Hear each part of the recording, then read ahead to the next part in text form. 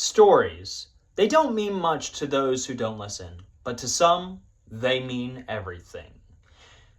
Last week I finished Fae Fare, the second volume of The Wandering Inn by Pirate Abba, and this novel is why I read fantasy. This is why I continue to do book reviews. This is why I continue to read, folks. This was stunning. This was absolutely fantastic. It is literally the best thing I've read all year, which I thought for sure Grape Empire was going to keep that for longer than it did. But yeah, this was without a doubt probably my favorite thing I've read all year. And probably like one of my favorite fantasy things I've read in a while, like a few months at least, because this was an absolute banger. I'm not gonna give it like a 10 out of 10, just a spoiler warning, but like I'm going to give it a stupidly high rating, and I've really got nothing but good things to say about this volume and The Wandering Inn so far.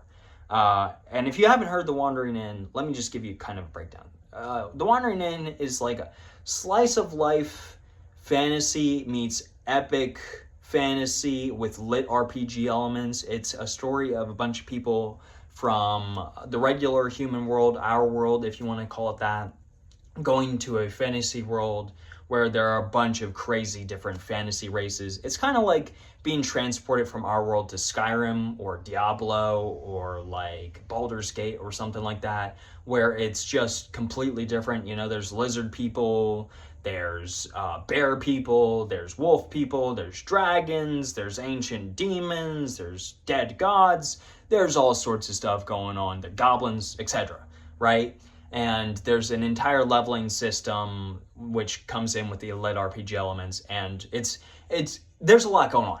All right, there's a lot going on because this is, I think, the longest fantasy series of all time.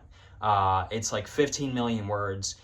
Which is like 10, 12 times more than the Wheel of Time, which is saying at like 2.5 million, something like that. So it's a very long series with a lot going on, and yeah.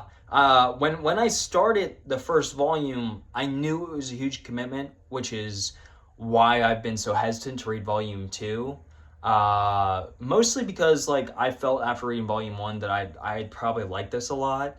And so far, I'm totally right. Volume 2, Fae Fare, is just like a truly extraordinary reading experience, at least for me. And I feel like if you like my general recommendations, I'm not guaranteeing this, but I feel like if you follow me and you like the things I recommend, if you like fantasy, you're probably gonna like this. Like, especially if you're a fan of like character work, like you have to be a big fan of character work. Like this is a character first book, and like immense world building and like long story progression. Like this is probably gonna be right up your alley. Honestly, if you're a fan of something like the Wheel of Time and you like hanging out with characters the way the Wheel of Time does it, you're probably gonna really dig this. If you're not a fan of that, I'm just gonna tell you right now, this is probably not gonna be for you. But let me just get into why this worked so well for me. First of all, as I already mentioned, the characters. The characters here are just so incredibly well thought out and well conceived. And I don't mean that in a way where it's like, oh, this character is really cool or has like really cool talents, although there is a little bit of that.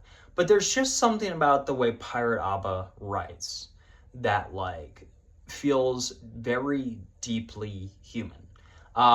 I am not going to say that the characters in this are the most mature you're going to come across, or even like the best version, like most psychologically deep, you know, like just crazy, you know, writing like that. But they are incredibly human, and the way they develop is incredibly human, and it makes for an extremely rewarding experience to see these characters develop over time. From volume 1 to volume 2, their development, how they've matured, how they've engrossed themselves in the world, what takes place in this volume, and what happens to these characters, and where they're going is incredibly satisfying to read. It feels immensely rewarding to pick this book up and read it because of the characters, especially for Eren and Ryoka, who are the main characters, at least in the first 2 volumes so far.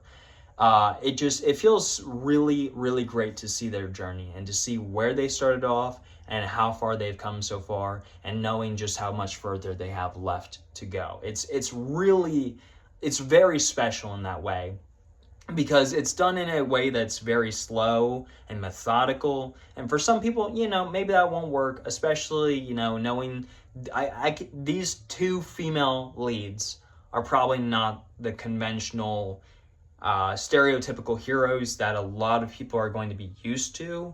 If you need like a badass leader of people, these 2 aren't really going to be that, but they are rewarding in their own way. So the character development is really cool. And also, this novel really expands on the character cast here. We start getting points of view from other characters, including a goblin, a skeleton, the Horns of Hammerod we kind of get more of. We get more of just other characters in this world. And that also feels very, very, very well done. Another thing I really like about this is the world building and the storytelling in general.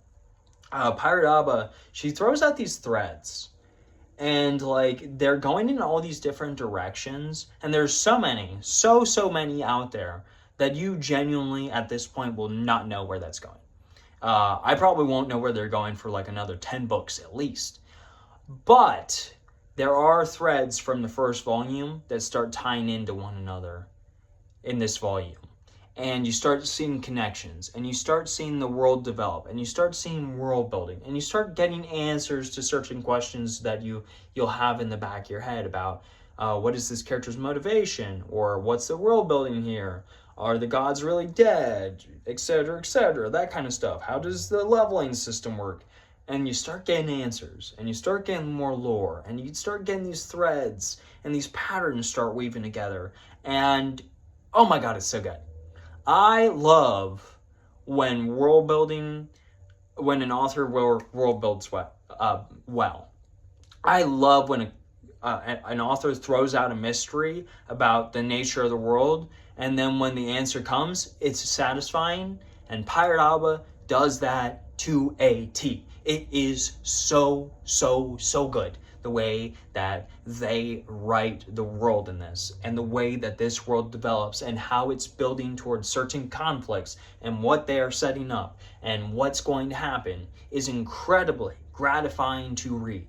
There are so many moments in this that are epic, that are just crazy, that will have there will be chapters in here where you will be laughing, where you will be crying, where you will be borderline cheering. I mean, I went on a total emotional roller coaster in this volume, and I was just totally invested in what was going on by the end of the story.